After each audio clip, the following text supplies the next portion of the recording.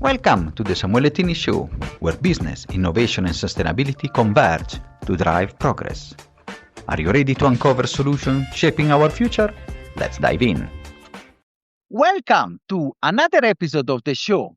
And today we are going to meet a change maker, somebody that is doing practice at the grassroots level, but is also working with big organizations supporting farmers and more. And we are going to our neighbors in Uganda, and we meet the care country director and successful farmer, Apollo Gabazira. Apollo, it's such a pleasure to have you today here. Thank you. Thank you very much, Samuela, and a belated Happy New Year. I am glad to be here, as you say, in my dual capacity as country director in my day job for Care International in Uganda, but also an award-winning, if I may say, regenerative farmer who is connecting practice policy to the community. So thanks for hosting me. Fantastic, Apollo. And I want to start. Usually we ask our guests the first, how you have reached your point. What is your journey? How you ended up in agriculture and NGO? Interesting question. Thank you. Samela, I was lucky to be born in Africa, in Uganda, as you've said, in a rural place. And chances are that when you're born there, you're born into poverty. So I was born in poverty. I was born in a poverty lab, if you may. And my parents were very passionate about farming and improving the fortunes of those who were doing subsistence farming. So straight away, I got connected into the part of society that obviously farms because you're in rural Africa, but also works to improve farming. We went through an education system here in Uganda with my parents who were teachers. And we were born in this village called Nakabugu in Luwuka district in Uganda. Fast forward that, we've had an education. I've gone to college and I end up in Uganda, Makerere University, do education, then in Europe, where I did a business degree and ended up with a Master's of Business Administration. One would think, Samuela, that I would then come and go to the business sector. And I almost did that, to be honest. One of the big accounting firms looked for me when I finished college. But I think the pull was towards poverty. I just got fascinated by this monster called poverty and the solutions to fix that, which default one was farming. So when I went to school and got tempted to go into the professional side of business for work, I think my heart was in the development, on the development side. So as one of the accounting firms looked for me in Uganda to go work for them, Care in Uganda also knocked. I think this was about 1999. And the choice was very obvious for me. So I entered Care as a young officer, transport officer, just after I had finished college. And fast forward, I've been through the ranks to where I am today as a country director. And I am practicing, if I may say, professional development in the space I am in as a country director. And before that, many other roles I've held in Tanzania, in Rwanda, in Kenya. So there is that professional practice. But I'm also lucky that I was born here in this lab I've referred to. So I translate practice to the groundwork that I do. And that we do through a family farm called Asaba Farm initially. It was my parents' farm. My mother was a passionate dairy farmer. She passed on a few years ago, and this farm was bequeathed to me. And I thought, I'm not going to do first generation farming. Let me add on to what my parents did. So we are now running this farm as a Asaba Farm System, doing regenerative farming, looking at dairy, agronomy, if you want, skilling, as well as public-private community extension. So we have this world model that is very interesting. And finally, on this one, we recently won an award. We were the best farmer in Eastern Uganda in 2024 for the Best Farmers National Award. And as you said yourself, we've been to Holland and all sorts of places. So we are excited to be here. Fantastic. And really, farming is so important. We have discussed with people many times. Sometimes I really like also in your profile and discussion. So you are here to prove to the world that farming can be profitable. We know that farming sometimes in Africa, the African farmer, sometimes is referred as a mythological figure, subsistency. But I find that is most strong, let's say, person in the entire planet, because sometimes with a small area, difficulties, but it's still moving on. So you want really now to go a step ahead. So you with Asaba, and especially if with Glad, so you want to really to see farming is not only subsistence but profitability, and you do it in a regenerative way. Can you discuss to us a bit how you want to do this model? So thank you very much. I think farming has been condemned, if I may say, Samuele, as the poor man's, poor woman's activity. And in effect, is failed from the word go, because it's been condemned as something that doesn't work, especially if it's not this grand farming that you see in the other part of the world. But we are here to disapprove that. Asaba Farm System is intentionally a medium scale farm that is showcasing that in miniature spaces, in very small spaces, you can do successful farming. And we are saying for those that have been condemned to do subsistence farming and die poor, we'll reach out to them and show ways of doing farming in their very small spaces and still make money. So let me quickly speak to our model and how we do that, because I know people will be asking, oh, come on, tell us how you do that. This is just hearsay. So I talked about the quad model. There are 4 bits to our systems part of farming. There is the dairy as our foundational. And in there we are saying, Samuele, that from where we come from in my village, I don't think every cow, for example, can be a cow for the poor soul. So if you're looking at dairy, which I know you do, you're looking at certain traditional exotic animals in terms of breeds, your Frisian, your Ayrshire, your Jersey. For us as a Asaba Farm System, we are saying, forget the Frisian. It's not for my aunt. It's not for my uncle in my village in Nakabugu. Go for breeds that we know are hardy, and we are breeding and farming the Ayrshire cow on our farm. And that's what we're extending to the community where I come from. Big decision there. We are going for not volumes of milk, but the economics of a cow and what it gives you, not necessarily quantity, but quality and dynamics around that. The second pillar of our model, Samuele, is agronomy. If you're going to be successful in farming today, there has to be an integrationist approach. So you're going to get things in agriculture, in the right agronomy, and give to your cows, and get things from your cows and put in agriculture. So you're already starting to look at circularity there. I can give a quick example that on our farm, we've quickly monetized the animal waste value chain. We sell dung. We're advancing in terms of not looking at cow dung as just a raw material, but processed dung. We are going into ciliary tanks and delivering processed natural organic fertilizer to farming communities. And then you come to the third part of our model, which is skilling. Now, here you'll go to TVET colleges, other farms, and get skills. But we are saying, let's be a little bit more intentional around the way we skill. Allow youth especially to come in, learn farming practices, but learn on a farm that doesn't look very different from what they are going to do when they go back. It's small, it's miniature, it's doing things that are possible. We learn a lot with the eyes here and hands, as opposed to a very Western lecture room, agriculture-driven approach to teaching. And then the fourth model, this one I think is of interest to the community, and one that I think drove our winning of that award. The fourth model is the Asaba Community Extension System. So we are saying we know public-private extension systems are struggling. Now, governments don't have infinite resources. And we are saying we have a hub here that is showcasing best practices. Governments are not running model farms in their offices, at their district offices, but we are.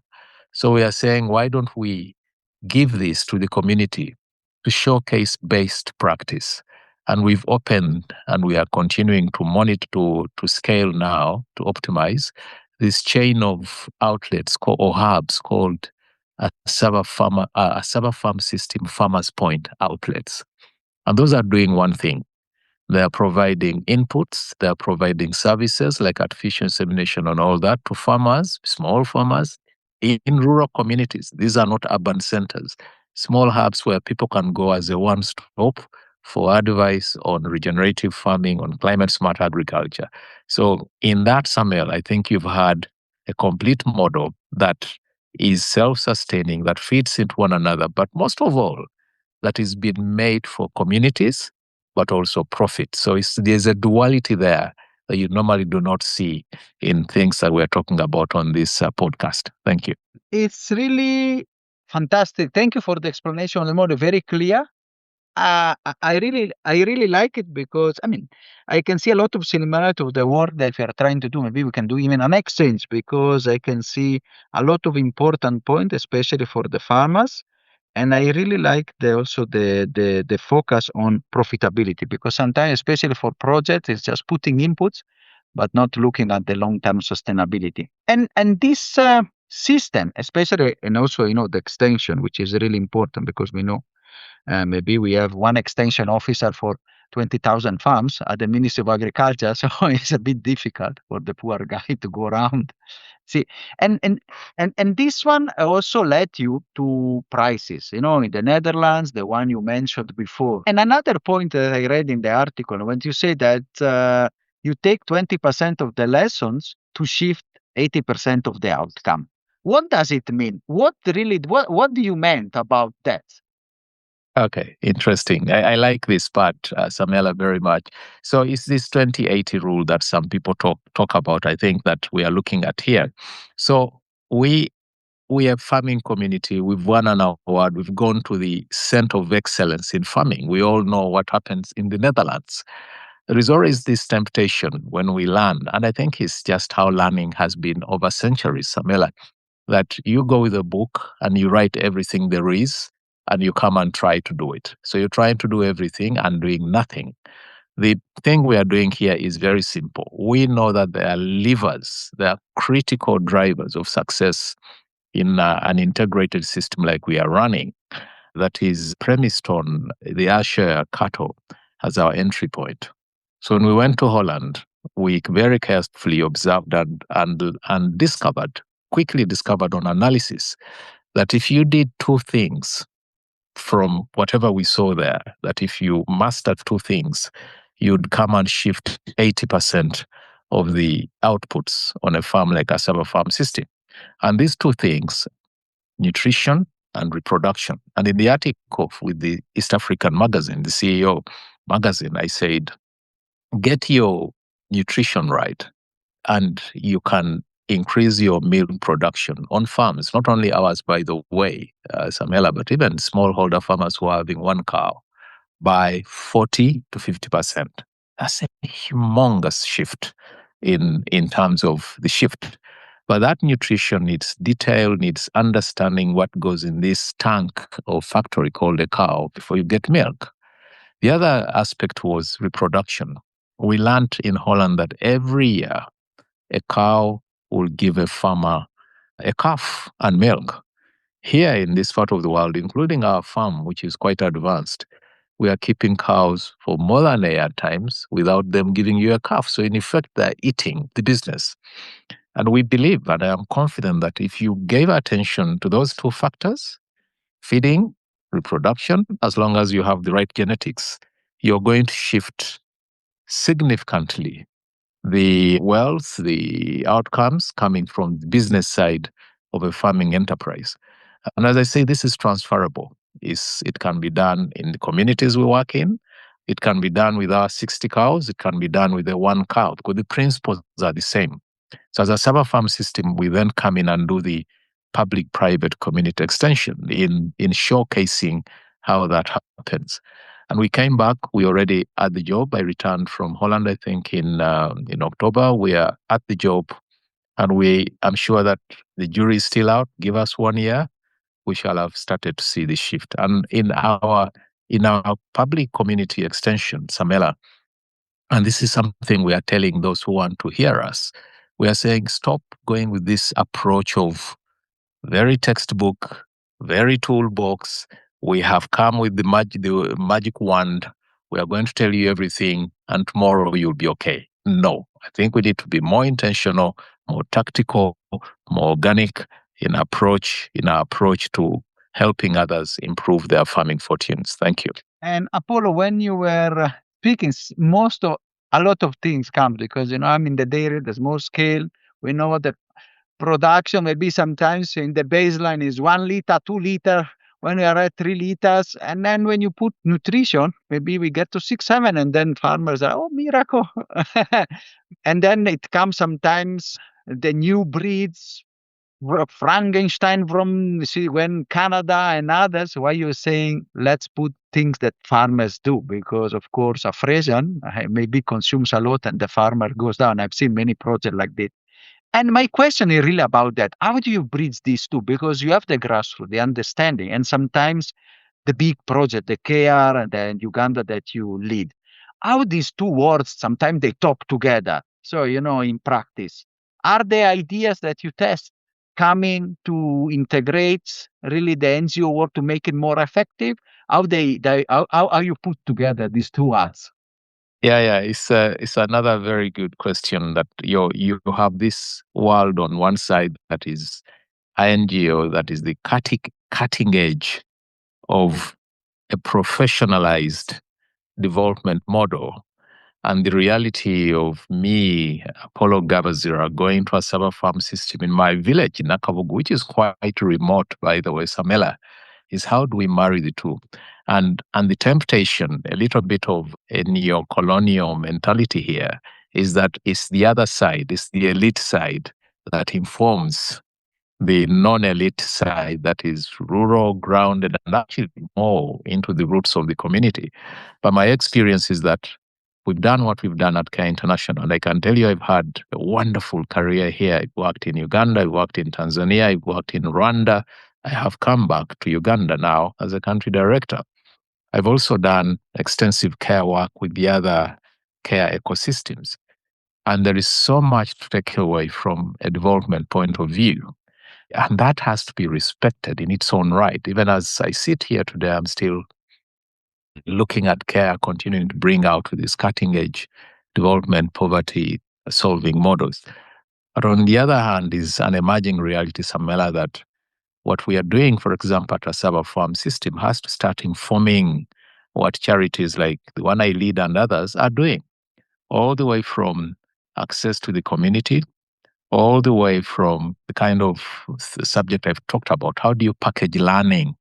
Because we assume that learning will take this Western orientation approach, but the learning in my village, Samuele, where women, men, youth are faced with all sorts of contextual challenges, can't be a textbook approach. It's going to be tailored to the requirements of that village. If you're speaking business, I can go on AI now and query how you set up a small farming enterprise, and it will give me what it gives me. Is it wrong? No. But if I went to my village and applied it A to Z, it will fail. So you look at context, you look at what we are doing. And the bigger one here, hear this, I think, and I said this in the article, the agencies like mine are working with the traditional civil society. So small NGOs that have been formed locally to do work that INGOs have done all along. And that can continue. But there is the other side of small and medium scale enterprises like Asaba Farm System that I think should start taking the place of these national NGOs if you're looking at sustainability. Because these are businesses being run on business principles. These are businesses that our farm has been in the family for the last 40 years. It will continue to be in the family for another 40 years. They are grounded. They understand what is on the ground. So I think we're already starting to see, actually, even if I didn't say it here, this shift from partnering and doing work in these spaces with traditional civil society to doing work with private sector enterprises, all the way from the big corporates to agencies like ours, Asaba Farm System, that is small, medium. So watch for that. I think that's the shifting, that's the emerging paradigm that I'm seeing, and that one that, in my opinion, addresses a sustainability question we have struggled with as a sector, as an international development sector, for the last 20 or so years. So working with small enterprises that are there, following business principles, and being humble enough as us, as INGOs, to accept that some of our cultures, some of our values may not necessarily align with what we have on the ground, and we have to change. Thank you. And it's such an important point, Apollo, because I've seen many projects when fundings end, then sometimes and foundation they are shaking and and they disappear. So, and another problem I want to ask you, I really like this thing of profit because it's also dear to the heart. You know, the model we are trying to replicate here in Kenya, you know, the entrepreneurship, the skills. And one of the big problems, especially in rural area here in Kenya, but suppose also in Uganda, how you attract youth. Especially profit can be a good driver because youth, they have a sort of stigma.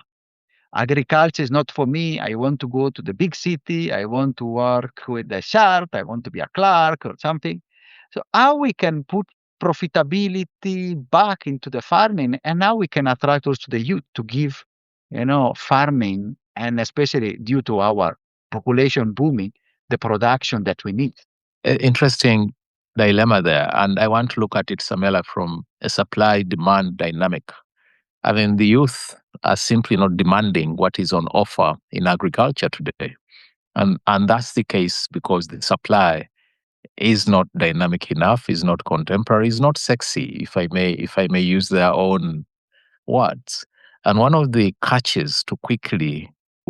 aids to quickly shifting that will be climate smart agriculture, will be regenerative agriculture, the kind of things we are doing on the farm where youth start to see real value, real wealth creation from the work they do on the ground. It's not necessarily dirty boots, dirty dung, go and drive dung, but it's an intentional approach that is driven by science and technology.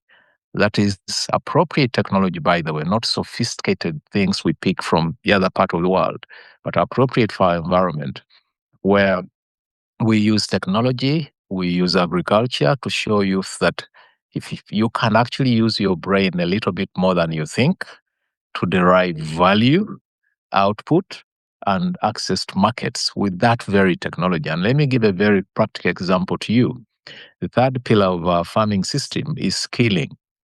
And on our small farm, Samuele, we have a skilling unit, a simple infrastructure place where on the farm where people come and they formally undergo this skilling that is then, of course, accompanied by a very hands-on, visible, practical approach with proper regenerative agriculture models that they see as youth and know, hey, I can go and do this back home. And we also go all the way. So we look at the A to Z of that continuum or model. So come in, we teach you what we have to teach you, we show you, you touch with your hands, you process, you ask, but then we also show you how to then operationalize that from a business point of view. So what farms like ours and others that are like us then have to start looking at is a package that doesn't deal with the practical bits only, but deals with the practical bits, but also accompanies people to turn this into business and even follow through. So when you look at our Asaba Farm System Farmers Point outlets, they're going out to accompany these youth as necessary in the community to help them succeed. Are we doing this as a charity somewhere? No.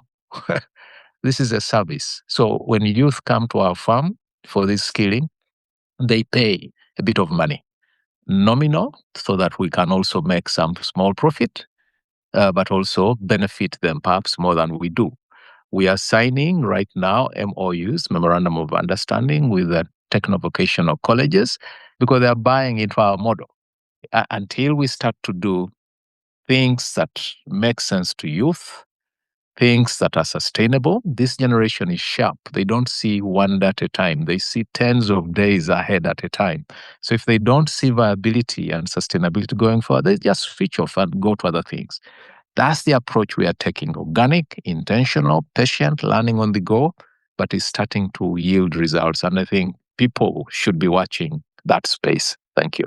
And it's really important, you know, to the value, the work, and also I really like also the putting together the skills because those are very important, but also not just in a charitable way, but as a service, make some profit, and then so you can replicate it in the future without grants or funding. And the outlet is so important because sometimes I see the agrovets around here, I'm sure it's the same. The advice is very poor, is not geared towards regenerative. So it might be the same. It's just to sell whatever and then. Exactly. Exactly. And that's the big, that's the USP. That's the unique selling point in our Farmers Point Hub model, that we are going the extra mile to go beyond a simple shop. That's why we call it a hub, a one-stop center for that service. So absolutely, and you have to underline that so that people don't look at it as a simple do-car business. It's not that. So it's really something that shifts the mentality and the way you produce. And on that, I want sort of from your observatory, big organization, but also farmer. How do you see the future of, let's say, East African, Ugandan farmers? What is need to be changed? What is changing? Are we really going towards a more regenerative system that could help us, overcome the challenges? Thank you, Samela. And the number of pieces there, but let me look at 3 or so buckets. One is the policy one. I think we need to start at the umbrella level and say, is the policy suitable? Is the policy enabling me as a Ugandan farmer to do what I've just described to you? Are there negative externalities that need to be dealt with? The whole import market and issues around quality assurance need to be looked at. The whole aspect of allowing us to take advantage of royalties, trademarks that may have expired or that we can buy into and start adding value in Uganda as opposed to importing and selling wholesale has to be looked into. The whole aspect of capital for farmers like me, I think we need to be aided, not given free money, but aided to be able to make the right investments in our business at the right time. We see this in Europe, governments doing that. Even in 2025, why can't we do it here? And I commend my government here, Samuele. Let me give you a perfect model of a government that should be doing good things.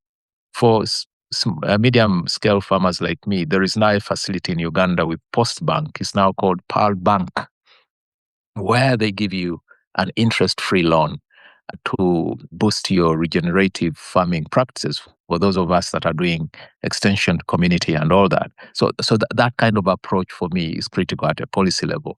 At the farming level, if I may quickly go there, I think we need to stop looking at farming as the farming I was born into, subsistence, something we do to survive, and start to look at farming as a business. And actually, I blogged on my blog, The Effectiveness Lab, about farming being looked at as the retirement thing. It can't be. There is an art, there is a science to farming, and those who are serious about farming have to look at farming from that lens. That is a business, that is a science, that you do it as such, ask those tough questions, stay in for the long game, be present. You can't be doing farming for a whole year on the phone. Forget, that will not work.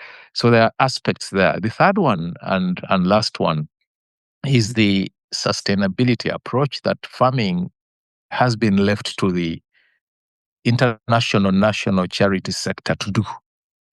That sector has substituted the role of the government and almost private enterprise in running farming. And they've done it, we've done it, including the one I lead. We've done it in good faith, partly because the nation state was absent, partly because the private sector was completely disinterested. We came in, we took over, but we are running it on grant basis. It's almost a social welfare system. And we can only do so much. So there are bits we are doing very, very well, but then we leave the other bits that we can't lift because we're not the government to continue doing the traditional things they've done. I think it's time we started to pay attention to the private sector element of the farming space. That is where sustainability comes in, and I've spoken to that all through this conversation. And the INGO, the NGO, the civil society continue to have a role for sure, but a role that looks at a different kind of partnership with entities like Asaba Farm System. So for me, those three are critical to changing farming policy, the farming and how we do farming, shifting that thinking paradigm, and then looking at the major player in that sector in terms of delivering farming and changing the way they work to ensure there is sustainability. Thank you. And Apollo, thank you so much for this wonderful idea. I cannot agree more on that, because that is the reality. And I really want also to welcome you in person to come and visit us here in Kenya. And then, we can visit you, because it's such an important part. So it has been a pleasure and honor having you at the podcast. Thank you, Apollo. Thank you. Thanks, Samuele. And I call also upon you to visit us. So I will take you up on that when I'm in Kenya. I'll look out for you. Thank you. And let's keep pushing so that we can shift the ideology and paradigm in this space. Fantastic. Are you satisfied after this wonderful episode? Let's continue together our sustainability journey.